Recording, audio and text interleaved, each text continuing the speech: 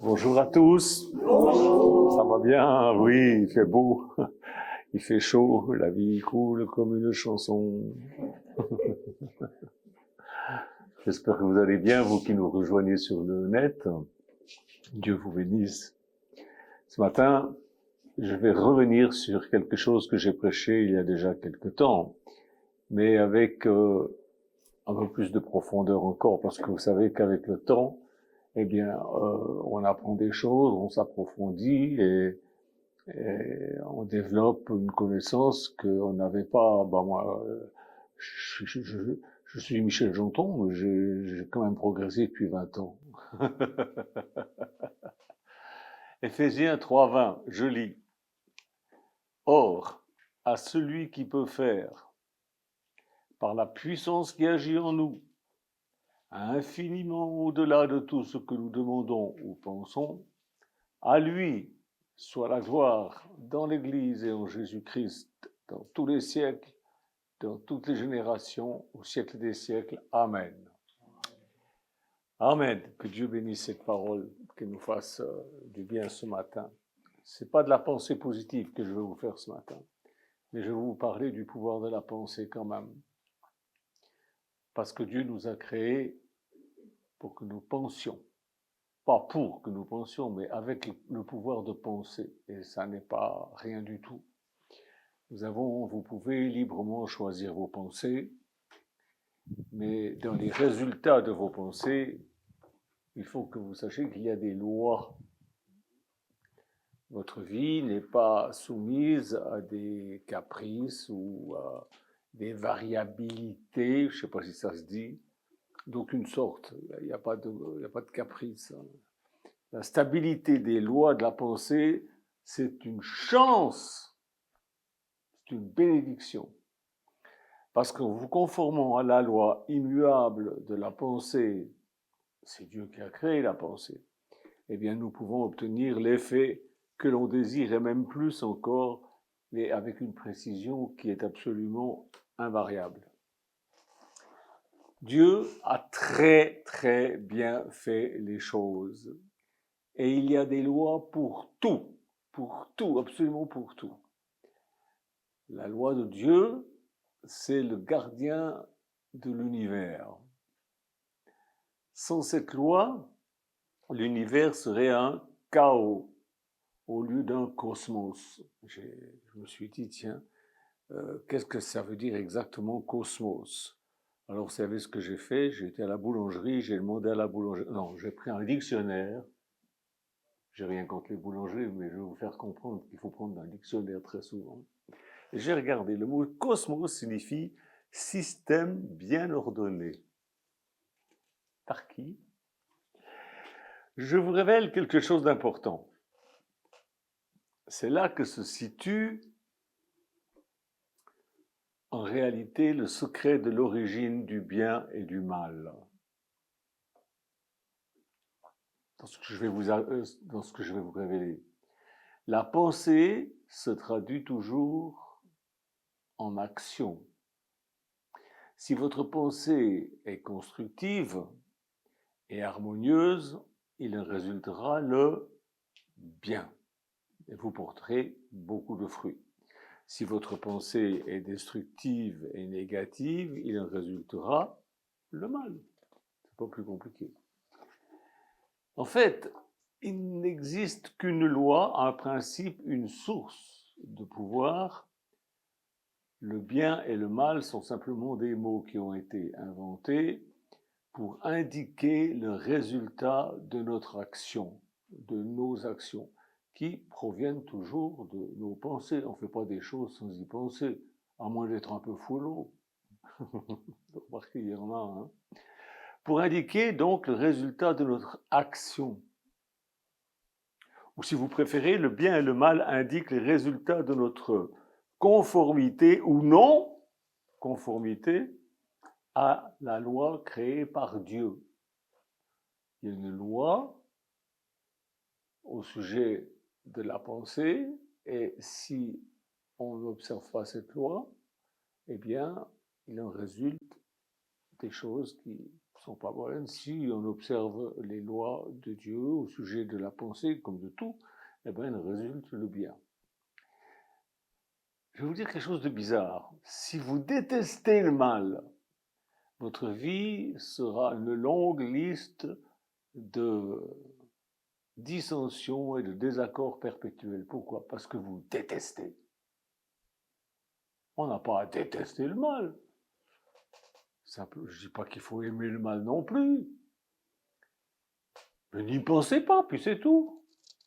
N'y pensez pas. Next. Si on entretient des pensées destructrices, nous semons le vent et on va récolter la tempête. C'est pourquoi la Bible dit ne soupçonnez pas le mal. Et même si tu vois quelqu'un ou quelque chose, ne jugez pas. Next. Dieu a fait que la pensée soit un principe essentiel. C'est le principe créateur de l'univers. Parce que vous croyez que Dieu a créé l'univers sans y avoir pensé d'abord? Allons. C'est le principe créateur de l'univers qui, par nature, se combine avec d'autres pensées semblables.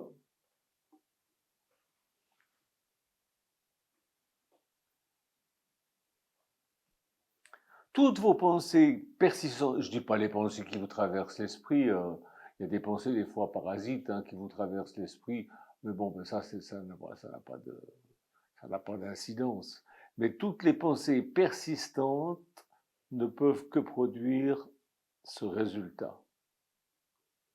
Dans le caractère, dans la santé, dans les circonstances, etc., etc. La Bible nous enseigne des méthodes qui nous permettent de substituer des habitudes de pensée constructives à celles qui ne produisent que des effets négatifs et destructeurs, indésirables.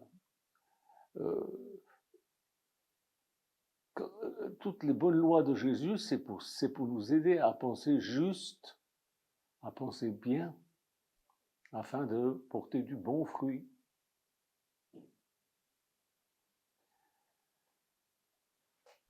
Je vous raconte ça depuis des années, mais la plupart, vous ne m'écoutez pas ou vous ne croyez pas cela. Et puis il y a aussi ceux qui pensent que oh, c'est pas possible, ou alors il y en a qui ont la flemme parce que ça demande quand même des efforts. Ah oui, ça demande des efforts. Si nous sommes de bonne volonté, qu'est-ce que les anges ont dit? Paix aux hommes, mais aux femmes aussi, de bonne volonté. Paix aux hommes de bonne volonté. Si nous sommes de bonne volonté, nous pouvons faire, avec l'aide du Saint-Esprit qui vit en nous, de bonnes choses et contrôler nos pensées. Mais le Saint-Esprit ne nous forcera jamais. Jamais. Pourtant, il est tout puissant, il pourrait le faire, mais il ne le fait pas. Il est très poli. Il faut commencer à faire soi-même, c'est-à-dire à substituer immédiatement une pensée constructive à une pensée destructive. Il faut le faire soi-même. Alors, prenez l'habitude d'analyser vos pensées. Je ne vous dis pas de faire de l'introspection, mais quand vous avez une pensée, demandez-vous est-ce que c'est bien nécessaire?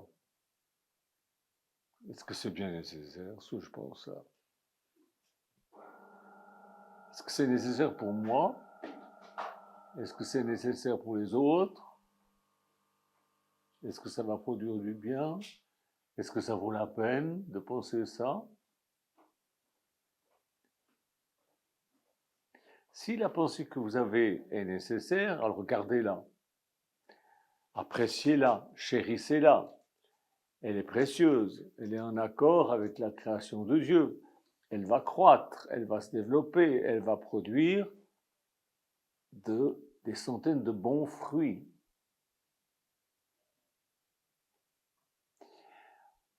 Un autre travail à faire, c'est de tenir la porte fermée, à éloigner de votre esprit, de votre bureau, de votre milieu, les éléments ou les personnes qui cherchent à influencer vos pensées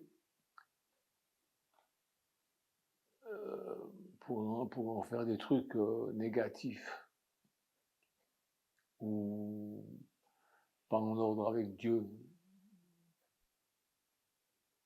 Il y a des gens toxiques. Si on ne peut pas vraiment s'en éloigner, ben, faut plus ou moins les ignorer. Faut dire, bon, ben, voilà. C'est là que l'imagination se révèle une grande aide. La culture de votre imagination mènera au développement de l'idéal qui arrivera dans votre futur. L'imagination. Ça, c'est quelque chose qui est créé par Dieu. L'imagination. L'imagination, c'est la lumière par laquelle nous pouvons pénétrer dans un nouveau monde de pensée, donc d'expérience. L'imagination, c'est l'instrument puissant par lequel chaque explorateur, chaque inventeur a ouvert la voie qui a mené du précédent à l'expérience. Le précédent disait, ça peut être fait. L'expérience dit, c'est fait.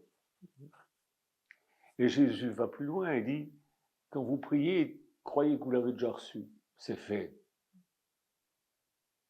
Alors entrez dans la louange, louez le Seigneur pour ce qui est fait, même si vous ne le voyez pas. Imaginez que c'est fait. Jésus vous donne l'ordre et le pouvoir de faire ça.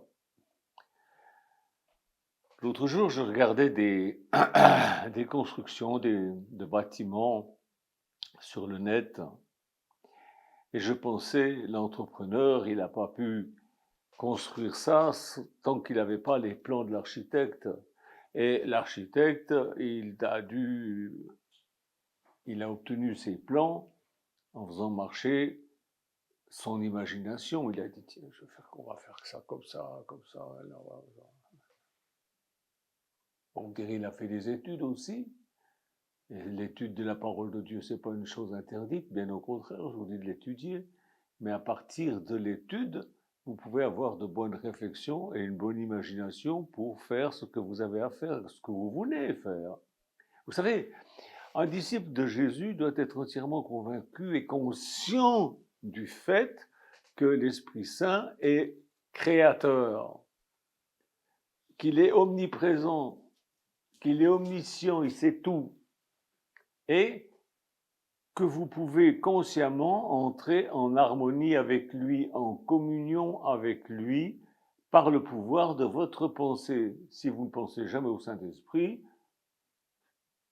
si vous pensez aux informations que vous voyez à la télé, ou si vous pensez que, voilà, ce soir il y a la lune rouge, puis vous pensez qu'à ça, qu'est-ce que ça va faire, et puis vous occupez vos pensées avec des trucs, le feuilleton, les machins. Il faut entrer en communion avec lui par la pensée. Pensez aux choses de Dieu. Cultivez votre pensée avec les choses de Dieu. Apprenez les choses de Dieu en lisant la Bible. Vous allez voir comment certains hommes ont fait certaines choses, certaines femmes ont fait certaines choses, et puis ça a donné tel résultat. Ça va vous apprendre ce qu'il faut faire et ce qu'il ne faut pas faire. Tout ça, ça a été écrit pour notre instruction. Le Saint-Esprit créateur est en vous et le pouvoir donc vient de l'intérieur de vous puisqu'il est en vous. Mais ce pouvoir, celui de la pensée, doit être développé, il doit être dévoilé, c'est-à-dire le voile, c'est notre chair. Il doit être cultivé parce qu'il existe d'autres esprits qui ne sont pas omniprésents, mais qui sont des mauvais esprits que vous pouvez attirer si vous ne faites pas attention. Et si vous laissez vos pensées vagabonder comme elles veulent, ou comme les gens voudraient que vous pensiez, alors ils vous influencent En ce moment, c'est la grande mode des influenceurs et des influenceuses. Mon Dieu. Je vois ça sur Facebook, mais je ris. Donc, pour développer, pour dévoiler, pour cultiver votre pouvoir intérieur, vous devez être réceptif, c'est-à-dire recevoir ce que le Saint-Esprit vous inspire. Mais pour pouvoir recevoir ce qu'il vous inspire, il faut l'écouter.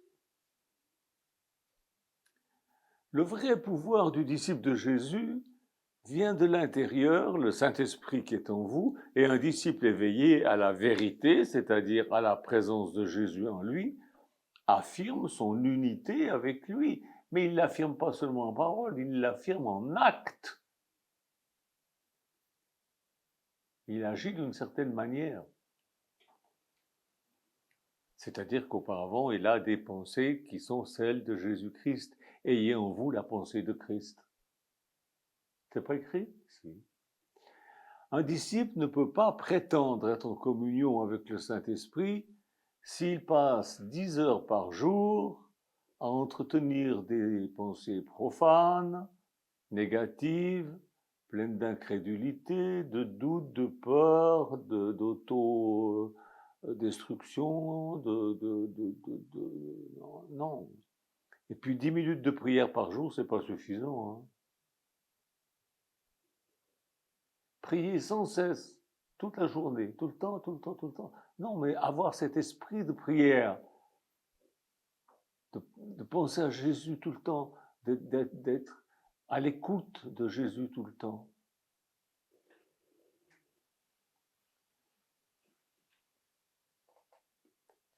J'ai constaté en parlant avec certains pasteurs qu'il y en a qui prient même plus.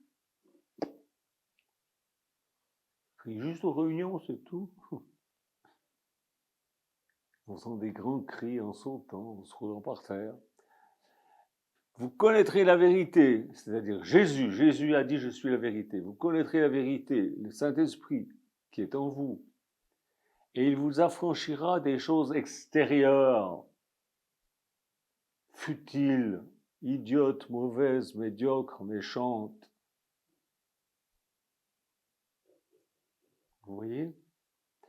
Toutes les erreurs, elles sont dues à l'ignorance. Mon peuple périt par manque de connaissance. Toutes les erreurs sont dues à l'ignorance et le peuple de Dieu baigne dans une ignorance absolument incroyable. Là, je regardais avant de venir ici, sur YouTube, il y a un type qui dit dans 18 jours, Jésus revient.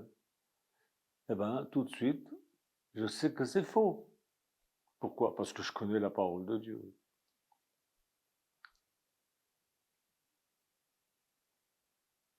Il y en a un autre, il a dit, j'ai vu Hitler en enfer. C'est faux. Il n'y a personne en enfer pour le moment. Le diable, tout ça, ils vont être jetés dans les temps de feu après le jugement dernier du grand trône blanc. Mais pour le moment, il n'y a personne. Dieu est en train de l'arranger. Il est en train de le construire, l'enfer. Je crois qu'il doit être en train de faire des nouvelles chambres parce que il y a de plus en plus de candidats.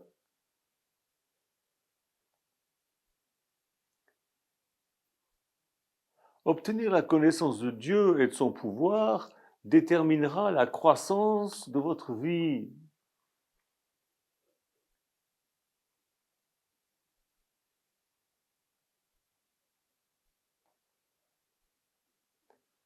Il y avait un homme qui me paraissait très gentil, qui m'écrivait, un pasteur d'Afrique, et puis je me disais, mais c'est quand que ça va venir, c'est quand que ça va venir, c'est quand que ça va venir, et puis c'est venu cette semaine. Frère, on a eu 134 personnes qui sont converties, on manque de Bible, est-ce que vous pourriez pas pourvoir pour eux? Je l'ai bloqué. Je l'ai bloqué. Dis à ces nouveaux convertis de s'acheter des Bibles. Ils s'achètent bien des cigarettes, des téléphones. Je sais comment c'est en Afrique, ils ont tous leur téléphone. Je sais. Alors ils peuvent bien s'acheter une Bible. Pourquoi ce seraient toujours les Blancs qui... Non. J'ai même pas discuté. J'ai dit, ah, ça y est, nous y voilà. La mendicité, hop, bloqué, terminé. Vous me dire, t'es dur? Oui, je suis dur. Parce que j'en ai marre. Je veux pas m'encombrer avec des choses comme ça. Je veux pas. Obtenir la connaissance de Dieu et de son pouvoir déterminera la croissance de votre vie parce qu'il vous rendra intelligent.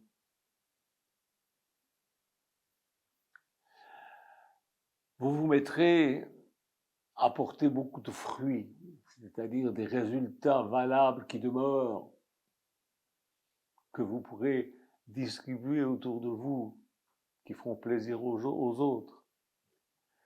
Et même, vous porterez du fruit hors saison. Jésus trouvait anormal que le figuier ne porte pas de fruits, pourtant ce n'était pas la saison.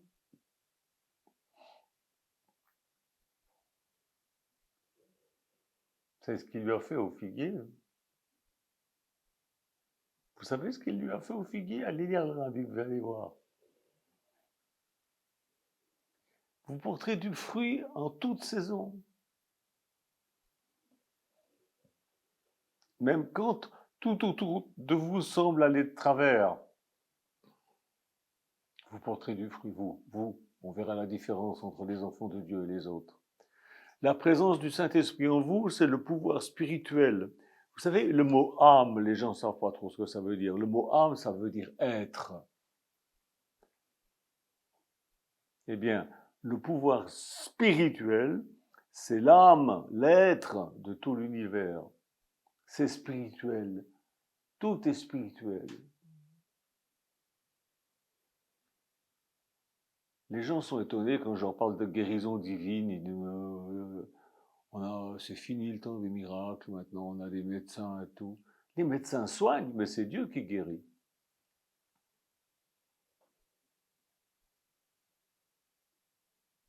Parce que c'est lui qui donne la vie aux choses, à nos tissus. Mais merci Seigneur pour les médecins qui font des choses fantastiques. Moi, sans les médecins, je serais mort. Et Dieu n'a pas voulu. Il m'a permis de rencontrer les bons médecins, hein chérie? Et la connaissance de Dieu et de son pouvoir, ça vous tombe pas miraculeusement du ciel. Non, non, non, non, non.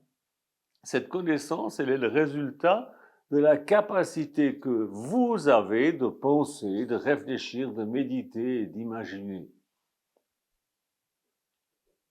Vous avez quelque chose à faire. Ne laissez pas vos pensées vagabonder. Elles sont aussi importantes que vos prières. On va relire Éphésiens 3:20. Or, à celui qui peut faire par la puissance qui agit en vous infiniment au-delà de tout ce que nous demandons, prions ou pensons, à lui soit la gloire dans l'Église et en Jésus-Christ dans toutes les générations, au siècle des siècles. Amen.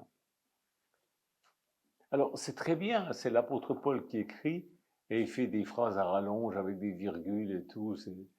Alors, les gens ne comprennent pas très très bien ce qu'il veut dire. Alors, j'ai une autre version, c'est la version d'Alfred Kuhn, que j'ai eu le privilège de rencontrer, un homme adorable. C'est un Suisse.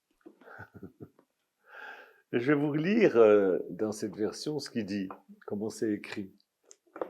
C'est en français courant. Alors, Éphésiens 3:20, voilà ce qu'il y dit. À celui qui, par la puissance qui agit en nous, peut réaliser infiniment au-delà de ce que nos prières peuvent demander ou que notre imagination ose espérer, à lui soit la gloire dans l'Église et en Jésus-Christ à travers toutes les générations, jusqu'au temps infini du monde à venir. Alors, quand on lit ce texte, la question qu'il faut se poser, c'est à qui la gloire dans l'Église et en Jésus-Christ à travers toutes les générations jusqu'au temps infini du monde à venir? À lui soit la gloire. À qui? À Dieu, à celui qui vit en nous, à celui qui agit en nous. Alors, à celui qui... Alors, je relis. à celui qui, par la puissance qui agit en nous, c'est-à-dire à Dieu, revienne toute la gloire, etc., dans l'Église. Etc. À Dieu revient la gloire. Vous voulez glorifier Dieu? Ben, commencez déjà par être maître de vos pensées, arrêtez d'être négatif. Car il peut réaliser, c'est ce qui est écrit, qu'est-ce qu'il peut réaliser? Infiniment au-delà de ce que nos prières peuvent demander, ou que notre imagination ose espérer. Ah, voilà, lui, il a osé marquer imagination. Merci Alfred Kuhn. Parce que c'est pareil, penser, imaginer.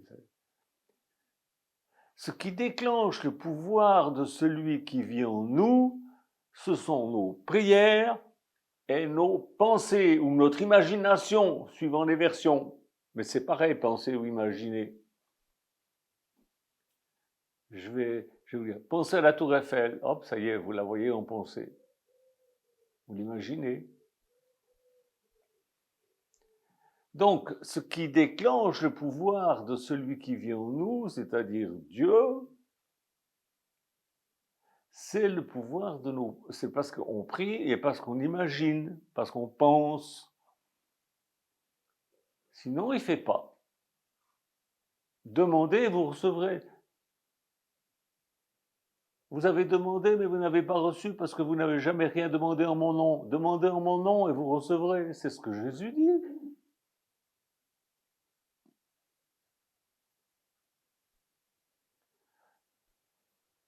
Alors soyez en harmonie avec les bonnes pensées de Jésus qu'on trouve dans la Bible. Amen. Amen. Que Dieu vous bénisse, que Dieu vous garde, que Dieu vous aide à comprendre toutes ces choses. Et n'allez pas dire, oh Michel, il tombe dans la pensée positive. Si vous pensez ça, vous pensez négatif. Allez, Dieu vous bénisse, au revoir.